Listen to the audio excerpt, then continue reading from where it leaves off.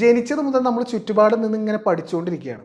നമ്മുടെ പാരൻസിൻ്റെ ശരികൾ, അവരുടെ വിശ്വാസങ്ങൾ, അവരുടെ രീതികൾ, ഇതൊക്കെ നമ്മളെ ശരിക്കും ഇൻഫ്ലുവൻസ് ചെയ്യുന്നുണ്ട്. സോ അവർക്കനുസരിച്ചൊക്കെ നമ്മളിങ്ങനെ ട്യൂൺ ചെയ്യപ്പെടുന്നുണ്ട്. പിന്നീട് അവർ നമ്മളെ കൊണ്ടുപോയിട്ട് സ്കൂളിൽ കൊണ്ടുപോയി ചേർക്കും. അപ്പോൾ നമ്മൾ ചോദിക്കും, മോനെ എന്തിനാണ് നീ സ്കൂളിൽ പോകുന്നതെന്ന്. അപ്പോൾ അവൻ പറയും അറിവ് നേടാൻ. അത്ര അടുത്ത ആളുകളോട് അവൻ പറയും, അല്ലെങ്കിൽ അവൾ പറയും ഒരു ജോലി കിട്ടണം എന്ന്. എന്ത് ജോലി എന്ന് ചോദിച്ചാൽ ഇപ്പോൾ ഏറ്റവും കൂടുതൽ മാർക്കറ്റുള്ളൊരു ജോലി, ഏറ്റവും കൂടുതൽ സ്റ്റാറ്റസ് ഉള്ള, ആ കാലത്ത് ഏറ്റവും കൂടുതൽ പണം കിട്ടുന്ന ഒരു ജോലി. Doctor, engineer, pilot. ഞാൻ പഠിക്കുന്ന കാലത്ത് എൻജിനീയർ ഡോക്ടറായിരുന്നു, പൈലറ്റ് അന്നും ഉണ്ട്. ഇപ്പം എൻജിനീയർ അങ്ങനെ ആരും അധികം പേരും പറയാറില്ല. അത്രയും പാഷനേറ്റഡ് ആയ കുറച്ച് പേരൊക്കെ പറയാറുള്ളൂ. ആ ട്രെൻഡ് മാറി തോന്നുന്നു. സോ അങ്ങനെ പോയി. അത് കഴിഞ്ഞ് അവനോട് ചോദിക്കുന്നു, അല്ല ജോലി കിട്ടുന്നുണ്ടല്ലോ, എന്തിനാ ജോലി? അപ്പോൾ അവൻ അല്ലെങ്കിൽ അവൾ പറയും പാവങ്ങളെ സഹായിക്കാൻ, മറ്റുള്ളവരെ ഹെൽപ്പ് ചെയ്യാന്നൊക്കെ. വീണ്ടും അത്രയും പരിചയമുള്ള അടുത്ത ആളുകളോട് അവൻ പറയും അല്ലെങ്കിൽ അവൾ പറയും പണം വേണം, ജീവിക്കാൻ പണം വേണമെന്ന്. എന്തിനാണ് പണം എന്ന് ചോദിച്ചാൽ ആഗ്രഹിക്കുന്ന കാര്യങ്ങൾ വാങ്ങാലോ, അതിനാണ് പണം എന്ന് പറയും. ഇതൊരു മൈൻഡ് സെറ്റാണ്. കാലാകാലങ്ങളായി, തലമുറകളായി സാധാരണ മനുഷ്യർ ഇങ്ങനെയാണ് വിശ്വസിച്ച് വെച്ചിരിക്കുന്നത്. അവരിത് തന്നെയാണ് പഠിക്കുന്നത്, അവരിതാണ് ഫോളോ ചെയ്യുന്നത്.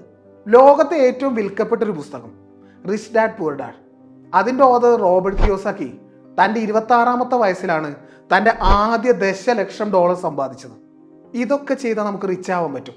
റോബർട്ട് കിയോസാക്കി പറഞ്ഞ ചില കാര്യങ്ങൾ, അതാണ് ഈ video. First, financial education. Robert Kiyosaki പറയുന്നത് പണം ഉണ്ടാക്കാൻ വേണ്ടിയിട്ട് മിഡിൽ ക്ലാസ് കഷ്ടപ്പെട്ട് പണിയെടുക്കുന്നുണ്ട്. ആക്ച്വലി ഇങ്ങനെ കഷ്ടപ്പെട്ട് പട്ടിപ്പണി എടുക്കുകയല്ല വേണ്ടത്, ഇത്തിരി ബോധത്തോടുകൂടി പണിയെടുക്കുകയാണ് വേണ്ടത്. ആ ബോധം ഉണ്ടാക്കാൻ പണത്തെക്കുറിച്ച് നമ്മൾ ആദ്യം പഠിക്കണം. പണം എന്താണ്, അതെങ്ങനെ പ്രവർത്തിക്കുന്നു, അങ്ങനെയൊക്കെയുള്ള കാര്യങ്ങളാണ് നമ്മൾ ആദ്യം പഠിക്കേണ്ടത്. അല്ലാതെ ആദ്യമേ കണ്ണു അടച്ച് പട്ടിപ്പണിയെടുത്ത് അത് പണം ഉണ്ടാക്കുമെന്ന് വിശ്വസിക്കുകയല്ല വേണ്ടത്. പണത്തെക്കുറിച്ച് മസ്റ്റായിട്ടും പഠിക്കണം, അതെങ്ങനെ വർക്ക് ചെയ്യുന്നു എന്നറിഞ്ഞിരിക്കണം. കിയോസാക്കി പറയുന്നത് പണത്തിന് വേണ്ടി നമ്മൾ പണിയെടുക്കുകയല്ല വേണ്ടത്, പണം നമുക്ക് വേണ്ടി പണിയെടുക്കുകയാണ് വേണ്ടത്. പണത്തെക്കുറിച്ച് ഈ സാധാരണ മനുഷ്യർ കാര്യമായിട്ടൊന്നും അറിയാത്തതുകൊണ്ട് തന്നെ അവർക്ക് കുറച്ച് പണം കിട്ടിയാൽ അവർ ബാങ്ക് കൊണ്ടിടും, എന്നിട്ട് അതിൽ നിന്ന് കിട്ടുന്ന ഇൻട്രസ്റ്റൊക്കെ ആയിട്ട് ജീവിക്കും. ആക്ച്വലി പണപ്പെരുപ്പം, ഇൻഫ്ലേഷൻ ആ പണത്തെ അങ്ങ് കൊല്ലുന്നുണ്ട്. ആ പണത്തിൻ്റെ മൂല്യം വർഷം തോറും നശിപ്പിച്ചുകൊണ്ടേയിരിക്കുകയാണ്. അതവർ തിരിച്ചറിയുന്നേ ഇല്ല. അവരെ സംബന്ധിച്ച് സേഫാണ് എന്നുള്ളതാണ്. എന്നാൽ ആ പണം പിന്നീട് വർദ്ധിക്കുന്ന രീതിയിൽ നമുക്ക് മറ്റു മാർഗങ്ങളിൽ ഇൻവെസ്റ്റ് ചെയ്യാം. അതിനെക്കുറിച്ച് അറിയണമെങ്കിൽ നമുക്ക് ഫിനാൻഷ്യൽ എഡ്യൂക്കേഷൻ വേണം. അതിനുവേണ്ടി നമ്മൾ ടൈം മാറ്റി വെക്കണം. റോബർട്ട് കിയോസാക്കി പറയുന്നത് നിങ്ങളൊരു ബിസിനസ് തുടങ്ങുന്നതിനെ കുറിച്ച് ആലോചിക്കണം. എന്തെങ്കിലും നിങ്ങളൊരു ബിസിനസ് തുടങ്ങും എന്നൊന്ന് ആലോചിച്ച് നോക്കും. അപ്പോൾ നിങ്ങൾ അതിനെക്കുറിച്ച് പഠിക്കുമല്ലോ, ഫിനാൻസിനെ കുറിച്ച് പഠിക്കും, അതിൻ്റെ രീതികളെക്കുറിച്ച് പഠിക്കും. ചുരുക്കി പറഞ്ഞാൽ നമ്മൾ വെറുതെ ഇരിക്കരുത്, എപ്പോഴും ലേൺ ചെയ്തുകൊണ്ടേയിരിക്കണം എന്നുള്ളത്. ഫിനാൻഷ്യൽ എഡ്യൂക്കേഷൻ നമുക്ക് മസ്റ്റായിട്ടും വേണം. എന്നാൽ മാത്രമേ ഈ മിഡിൽ ക്ലാസ് മൈൻഡ് സെറ്റിൽ നിന്നും നമ്മളൊന്ന് രക്ഷപ്പെടും. സത്യമായിട്ടും വർഷങ്ങൾക്ക് മുമ്പ് ഞാൻ വാറൻ ബഫറ്റിൻ്റെ ലൈഫ് സ്റ്റോറി ചെയ്തല്ലോ. അതിനും ഒരുപാട് മുൻപ് ഞാൻ വാറൻ ബഫറ്റിൻ്റെ ലൈഫ് സ്റ്റോറി കേട്ടിട്ടുണ്ട്. അതെനിക്ക് ഒരുപാട് ഇൻസ്പയർ ആയി. കാരണം അത്ര ചെറുപ്പത്തിൽ ഇൻവെസ്റ്റ് ചെയ്തു ആ മനുഷ്യൻ എന്നൊക്കെയുള്ളത്. അങ്ങനെയാണ് ഞാൻ ഇൻവെസ്റ്റ്മെൻറ്റിനെ കുറിച്ചൊക്കെ അന്വേഷിച്ച് ഇൻവെസ്റ്റ്മെൻറ്റിനെ കുറിച്ച്, സ്റ്റോക്ക് മാർക്കറ്റിനെ കുറിച്ച്, സ്റ്റോക്സിനെ കുറിച്ച്, എങ്ങനെ വാങ്ങണം, ഇങ്ങനെയുള്ള കാര്യങ്ങളൊക്കെ പഠിച്ച് വരുന്തോറും പതുക്കെ ഞാനറിയാതെ എൻ്റെ മൈൻഡ് സെറ്റ് തന്നെ മാറി എന്നുള്ളതാണ് ഫാക്റ്റ്. കാരണം EMIക്ക് പ്രൊഡക്ട്സ് വാങ്ങുന്നത് ഞാൻ നിർത്തി. അങ്ങനെയുള്ള അനാവശ്യമായ ചിലവുകൾ ഞാൻ കുറച്ചു. അസറ്റ് ലയബിലിറ്റി എന്നുള്ള രീതിയിൽ ചിന്തിക്കാൻ തുടങ്ങി. ചുരുക്കി പറഞ്ഞാൽ പണത്തെക്കുറിച്ചുള്ളൊരു ഐഡിയ എനിക്ക് കിട്ടി തുടങ്ങിയപ്പോൾ അതെൻ്റെ മൈൻഡ് സെറ്റിനെ മാറ്റുന്നത് ഞാൻ റിയലൈസ് ചെയ്തൊരു കാര്യമാണ്. So trust me, financial education നമ്മളെ ശരിക്കും റിഫൈൻ ചെയ്യും. ഫിനാൻസിനെ കുറിച്ച് ഞാൻ പഠിക്കാൻ തുടങ്ങിയതിന് ശേഷം ഞാൻ തിരിച്ചറിഞ്ഞൊരു കാര്യം, ഇതുവരെ ഞാൻ ഫോളോ ചെയ്ത പലതും തെറ്റായിരുന്നു എന്നുള്ളതാണ്. സോ നിങ്ങൾക്ക് ഫിനാൻഷ്യൽ എഡ്യൂക്കേഷൻ വേണം, അതിന് ബുക്ക് വായിക്കാനൊന്നും ടൈമില്ല എന്നൊക്കെ ചിന്തിക്കുന്നുണ്ടെങ്കിൽ നിങ്ങൾക്കൊരു കാര്യം ചെയ്യാൻ പറ്റും. ജെന്യുവിനായിട്ട് ഫിനാൻഷ്യൽ എഡ്യൂക്കേഷൻ നൽകുന്ന കുറച്ച് 1 or 2 മതിയാവും അറ്റ്ലീസ്റ്റ്. അങ്ങനത്തെ യൂട്യൂബ് ചാനൽസ് സബ്സ്ക്രൈബ് ചെയ്തിടുക, അത് ഡെയിലി ഫോളോ ചെയ്യുക, ആ വീഡിയോസൊക്കെ കാണുക. ഒരു കാലയളവിന് ശേഷം നിങ്ങൾ പോലും അറിയാതെ നിങ്ങൾ ഫിനാൻഷ്യൽ നോളേജ് ഉള്ള ആളായി മാറും. റോബർട്ട് കിയോസാക്കി ഇൻട്രൊഡ്യൂസ് ചെയ്തൊരു കോൺസെപ്റ്റാണ് ക്യാഷ് ഫ്ലോ ക്വാഡ്രൻറ്റ്. ഇതൊരു ടൂളാണ് അദ്ദേഹത്തിൻ്റെ അഭിപ്രായത്തിൽ. ഇത് ഉപയോഗിച്ച് ഏതൊരാൾക്കും അയാൾ ആഗ്രഹിക്കുന്ന സമ്പത്ത് ഉണ്ടാക്കാം എന്നാണ് കിയോസാക്കി പറയുന്നത്. 4 ക്വാഡ്രന്റുകളുണ്ട്. ആദ്യത്തെ ക്വാഡ്രന്റ് എംപ്ലോയിക്ക് പൊതുവെ റിസ്ക് കുറവാണ്. എംപ്ലോയി മറ്റുള്ളവർക്ക് വേണ്ടി പണിയെടുക്കുന്ന ആളാണ്. ക്യാഷ് ഫ്ലോ ക്വാഡ്രന്റിലെ രണ്ടാമത്തെ ക്വാഡ്രന്റ് എസ് ക്വാഡ്രന്റ് ആണ്. എസ് എന്ന് പറഞ്ഞാൽ സെൽഫ് എംപ്ലോയി, സ്വയം സംരംഭകൻ എന്നൊക്കെ, ചെറുകിട ബിസിനസ്സുകാരൻ.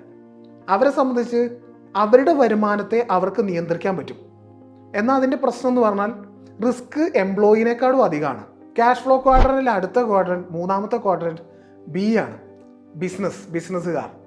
ബിസിനസ്സുകാരെ സംബന്ധിച്ച് അവർ മറ്റുള്ളവർക്ക് വേണ്ടി തൊഴിൽ കൊടുക്കുന്ന ആളാണ്. അവർക്ക് റിസ്ക് കൂടുതലാണ്. അവരുടെ വരുമാനം അവർക്ക് കൺട്രോൾ ചെയ്യാൻ കഴിയും. ക്യാഷ് ഫ്ലോ ക്വാഡ്രന്റിലെ നാലാമത്തെ ക്വാഡ്രന്റ് ആണ്, ഇൻവെസ്റ്റേഴ്സ്. അവരുടെ കയ്യിലെ പണം ഉപയോഗിച്ച് പാസീവായിട്ട് അധികം സ്ട്രെയിൻ ഒന്നും ഇല്ലാതെ വരുമാനം ഉണ്ടാക്കുന്ന വിഭാഗം. റോബർട്ട് കിയോസാക്കിയുടെ ഈ ക്യാഷ് ഫ്ലോ ക്വാഡ്രന്റിനെ എങ്ങനെ യൂസ് ചെയ്യാന്ന് പറയാം. ഇതൊരു ടൂളാണെന്ന് പറഞ്ഞല്ലോ. ആദ്യം നിങ്ങൾക്ക് എത്ര പണം വേണം എന്നുള്ളതിൽ ഒരു ക്ലാരിറ്റി ഉണ്ടാക്കുക, അത് ഡിസൈഡ് ചെയ്യുക. നിങ്ങളുടെ ഫിനാൻഷ്യൽ ഗോൾ ഡിസൈഡ് ചെയ്യുക. നിങ്ങളൊരു എംപ്ലോയി ആണെങ്കിൽ ഈ ക്വാഡ്രന്റ് ആണ്. നിങ്ങളൊരു സെൽഫ് എംപ്ലോയി ആണെങ്കിൽ എസ് ക്വാഡ്രന്റ് ആണ്. നിങ്ങൾ ബിസിനസ് ചെയ്യുന്ന ഒരാളാണെങ്കിൽ ബി ക്വാഡ്രന്റ് ആണ്. നിങ്ങൾ ഇൻവെസ്റ്റർ ആണെങ്കിൽ ഐ ക്വാഡ്രന്റ് ആണ്. സോ ഇതിലേതാണ് നിങ്ങൾ ഇപ്പോൾ നിൽക്കുന്ന സ്റ്റേജ് എന്ന് നിങ്ങൾ ഡിസൈഡ് ചെയ്യുക. അധിക പേരും ഈ ക്വാഡ്രന്റിലാവും, എംപ്ലോയി ക്വാഡ്രന്റിലാവും, അല്ലെങ്കിൽ എസ് ക്വാഡ്രന്റിലാവും, സെൽഫ് എംപ്ലോയി ക്വാഡ്രന്റിലാവും. സോ ഈ ക്വാഡ്രന്റിലും എസ് ക്വാഡ്രന്റിലും ഉള്ള ആളുകളൊക്കെ അവരവരുടെ ക്വാഡ്രന്റിനെ ചേഞ്ച് ചെയ്യണം. ഇയിൽ നിന്നും എസ്സിൽ നിന്നും ബിയിലേക്കും ഐയിലേക്കും മാറണം. ഇത് വലിയ ടൂൾ എന്നൊക്കെ പറയുമ്പോൾ നമ്മൾ വിചാരിക്കും വലിയ എന്തോ സംഭവമാണെന്ന്. ആക്ച്വലി നമ്മളിപ്പോൾ എവിടെയാണ് നിൽക്കുന്നതെന്ന് നമ്മൾ ആദ്യം തിരിച്ചറിയുക. നമുക്ക് എത്ര പണം വേണമെന്ന് തിരിച്ചറിയുക. ആ പണം ഉണ്ടാക്കാൻ നമ്മൾ എന്ത് ചെയ്യണമെന്ന് തിരിച്ചറിയുക, അത് ചെയ്യുക. ഉദാഹരണത്തിന് നമ്മളൊരു എംപ്ലോയി ആണ്.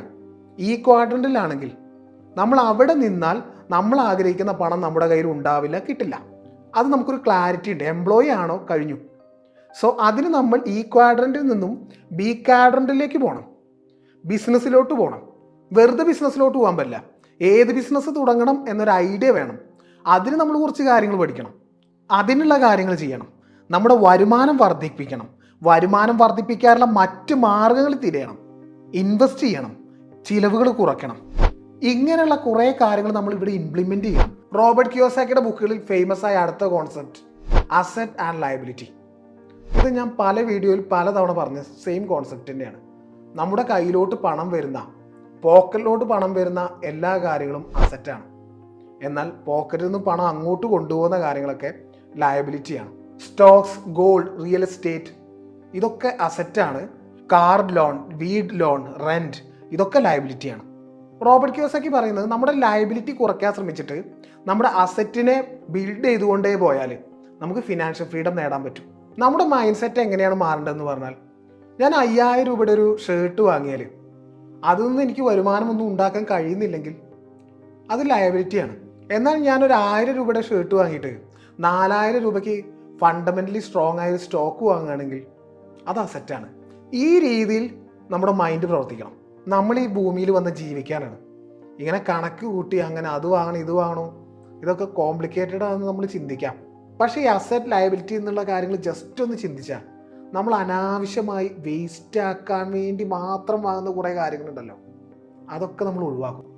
ആ പൈസയിൽ കുറച്ചെങ്കിലും അസറ്റ് ബിൽഡ് ചെയ്യാൻ വേണ്ടിയിട്ട് ഉപയോഗിക്കാം എന്നൊക്കെ നമ്മൾ ചിന്തിക്കും. കിയോസാക്കിയുടെ ബുക്കുകളിൽ നിന്ന് അടുത്തതായിട്ട് നമുക്ക് മനസ്സിലാക്കാനുള്ള പോയിന്റ് മൈൻഡ് സെറ്റാണ്. കിയോസാക്കി പറയുന്ന കാര്യം, സമൂഹം ഒരു പാറ്റേൺ പ്രകാരമാണ് പോകുന്നത്. ഇതൊരു പാറ്റേൺ പ്രകാരം എല്ലാവരും ഒരേ കാര്യങ്ങൾ ചെയ്യുന്നു, ഒരേ രീതികൾ ചെയ്യുന്നു. പണം ഉണ്ടാക്കണം എന്ന് പറഞ്ഞാലും അവർ ഇതേ രീതികളൊക്കെ തന്നെയാണ് ചെയ്യുക. സോ എല്ലാവരും പോകുന്ന വഴിയേ അല്ല നിങ്ങൾ പോകേണ്ടത്. നിങ്ങൾ വേറൊരു വഴി ഒന്ന് ട്രൈ ചെയ്യണം. അവിടെ റിസ്ക് ഉണ്ടാവും, ബുദ്ധിമുട്ടുകൾ ഉണ്ടാവും, സെൽഫ് ഡൗട്ട് നമ്മളെ വേട്ടയാടും. പക്ഷെ നമ്മൾ അവിടെ റിസ്ക് എടുക്കാൻ തയ്യാറാവണം. സ്ഥിരം രീതികളിൽ നിന്ന് മാറി ചിന്തിക്കുക. എങ്കിലേ ഇന്നത്തെ കാലത്ത് നിങ്ങൾ ആഗ്രഹിക്കുന്ന ഒരു പണം നിങ്ങൾക്ക് ഉണ്ടാക്കാൻ പറ്റും. കൂടെയുള്ള ആളുകൾ ജോലിക്ക് പോകുമ്പോൾ അവർ സ്ഥിരം രീതികളെ ഫോളോ ചെയ്യുമ്പോൾ, ജോലിക്ക് പോയി പണം സേവ് ചെയ്ത് വീടുണ്ടാക്കുമ്പോൾ, കാറ് വാങ്ങുമ്പോൾ, എല്ലാവരും അവരെ പുകഴ്ത്തി പറയുമ്പോൾ നമുക്ക് ആ സമയവും അതൊന്നും ഉണ്ടാവില്ല. നമ്മൾ വേറെ വഴിയിലൂടെ സഞ്ചാരം ആരംഭിച്ചിട്ടേ ഉണ്ടാവും. ആ സമയത്ത് നമുക്ക് കടുത്ത സെൽഫ് ഡൗട്ട് ഉണ്ടാവും. ഞാനീ പോകുന്ന വഴി ശരിയാണോ ഇല്ലയോ, പിന്മാറണോ, അതോ അവർ പോയ പോലെ പോണോ? ഇങ്ങനെ നിൽക്കുന്ന ആ മൊമെന്റിൽ ഒരു പരാജയം കൂടി ഉണ്ടായാൽ നമ്മൾ ശരിക്കും തകർന്നു പോകും. കാൽക്കുലേറ്റ് ചെയ്ത പോലെ കാര്യങ്ങൾ നടക്കാതിരിക്കുക എന്നുള്ളതും അത്ര മോശം കാര്യമൊന്നും അല്ല. അത് സംഭവിക്കും, സ്വാഭാവികമാണ്. ഫെയിലിയർ ആ പ്രോസസ്സിന്റെ ഭാഗമാണ്. ഇത് ചെയ്യരുത്, ഇത് ചെയ്താൽ ഇങ്ങനെ സംഭവിക്കും. ഈ കാര്യങ്ങളൊക്കെ ഫെയിലിയർ നമുക്ക് പഠിപ്പിച്ചു തരും.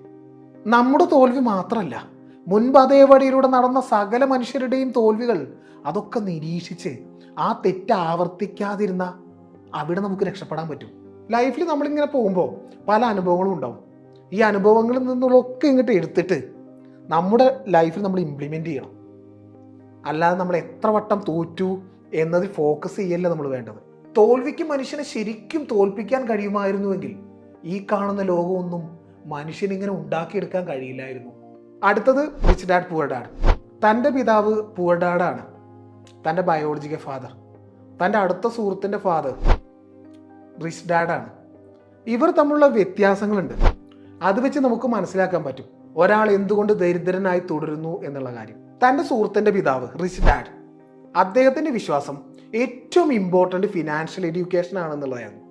ഫിനാൻസിനെ കുറിച്ചുള്ള നോളേജ് ഉണ്ടായാൽ നമുക്ക് ആവശ്യമുള്ള പണം ഉണ്ടാക്കാൻ പറ്റും എന്നൊക്കെയാണ്. എന്നാൽ തൻ്റെ സ്വന്തം പിതാവ് പുവർ ഡാഡ്, ബയോളജിക്കൽ ഫാദർ, അദ്ദേഹത്തിൻ്റെ വിശ്വാസം ഏറ്റവും പ്രധാനം സർട്ടിഫിക്കേഷനുള്ള ഒരു കോഴ്സ് നല്ലവണ്ണം പഠിക്കുക, അതിൽ നിന്ന് ജോലി നേടുക, അതാണ് ഏറ്റവും പ്രധാനം എന്നുള്ളതായിരുന്നു.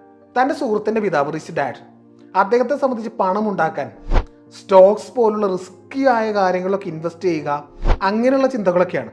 എന്നാൽ തൻ്റെ സ്വന്തം പിതാവ് പുവർ ഡാഡിനെ സംബന്ധിച്ച് പണം ഉണ്ടാക്കുക എന്ന് പറഞ്ഞാൽ ജോലിക്ക് പോവുക, ആ പണം സേവ് ചെയ്യുക എന്നുള്ള രീതിയിലാണ് ചിന്തിക്കുന്നത്. പുതിയൊരു ബിസിനസ് തുടങ്ങുക, അതുപോലെ ഇൻകം കൂടുതലായിട്ട് ഉണ്ടാക്കുന്ന മാർഗങ്ങൾ തിരയുക, കണ്ടെത്തുക, അതൊക്കെ ഇംപ്ലിമെൻ്റ് ചെയ്യുക, റിസ്ക് എടുക്കുക, ഇതൊക്കെയായിരുന്നു റിച്ച് ഡാഡിൻ്റെ ഒരു സ്റ്റൈല്. എന്നാൽ തൻ്റെ പുവർ ഡാഡിനെ സംബന്ധിച്ച് കയ്യിലുള്ള തുക എന്താണോ അത് ഏതെങ്കിലും ബാങ്കിലൊക്കെ ഇട്ട് വലിയ റിസ്കുകളൊന്നും ഇല്ലാതെ ജീവിക്കുക എന്നുള്ളതായിരുന്നു പുവർ ഡാഡിൻ്റെ സ്റ്റൈല്. റിച്ച് ഡാഡിനെ സംബന്ധിച്ച് തൻ്റെ വരുമാനത്തോടൊപ്പം പാസീവായിട്ടൊരു ഇൻകം ബിൽഡ് ചെയ്തിട്ട് അതുവഴി തൻ്റെ എക്സ്പെൻസസ് മീറ്റ് ചെയ്യാനാണ് ശ്രമിക്കുന്നത്. എന്നാൽ പുവർ ഡാഡിനെ സംബന്ധിച്ച് റിട്ടയർമെൻറ്റിനെ കുറിച്ച് ചിന്തിക്കുകയും ആ റിട്ടയർമെൻറ്റിന് അതിനുള്ള ആവശ്യമുള്ള പണം എന്നുള്ള രീതിയിൽ മറ്റു വല്ല ജോലിയും കിട്ടുമോ എന്നുള്ള രീതിയിലൊക്കെയാണ് ചിന്തിക്കുക.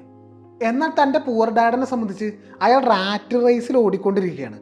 റിട്ടയർമെൻറ്റ് ലൈഫിന് ആവശ്യമുള്ള പണം ഉണ്ടാക്കാൻ വേണ്ടിയിട്ട് ഈ ജോലിയിൽ കുറച്ച് ശമ്പളമൊക്കെ കൂടുമോ എന്നുള്ള രീതിയിലൊക്കെ ചിന്തിക്കും, അല്ലെങ്കിൽ വേറെ ഏതെങ്കിലും ജോലി കൂടുതൽ ബെറ്റർ ആയിട്ട് കിട്ടുമോ എന്നൊക്കെ ചിന്തിക്കും. അതിനുവേണ്ടി അവർ ട്രൈ ചെയ്യും. റിച്ച് ഡാഡ് ഇൻവെസ്റ്റ്മെൻറ്റ് മെൻറ്റാലിറ്റിയാണ് വളർത്തിയെടുക്കുന്നത്. അതുവഴി താൻ ആഗ്രഹിക്കുന്ന ഒരു എമൗണ്ട് പണം നേടിയെടുക്കുകയും ചെയ്യും അദ്ദേഹം. എന്നാൽ പുവർ ഡാഡിനെ സംബന്ധിച്ച് ഒരു സ്റ്റഡി ഇൻകമുള്ള ഒരു ജോലി നേടിയെടുക്കുക എന്നുള്ള രീതിയിലേ അദ്ദേഹം ചിന്തിക്കും. ആ മെൻറ്റാലിറ്റി അദ്ദേഹത്തിനുള്ളൂ. റിച്ച് ആവൻ റോബർട്ട് കിയോസാക്കി പറഞ്ഞിരുന്ന ചില ടിപ്സാണ് അതൊക്കെ. എന്തൊക്കെയാണെങ്കിലും കിയോസാക്കിക്കെതിരെ കുറേ വിവാദങ്ങളും ഉണ്ട്. നമ്മൾ ഈ വിവാദങ്ങളുടെ പുറകെ പോകണ്ട, നമ്മൾ അദ്ദേഹത്തിൽ നിന്ന് എന്താണ് പഠിക്കാൻ പറ്റുന്നത് അത് ശ്രദ്ധിച്ചാൽ മതിയല്ലോ.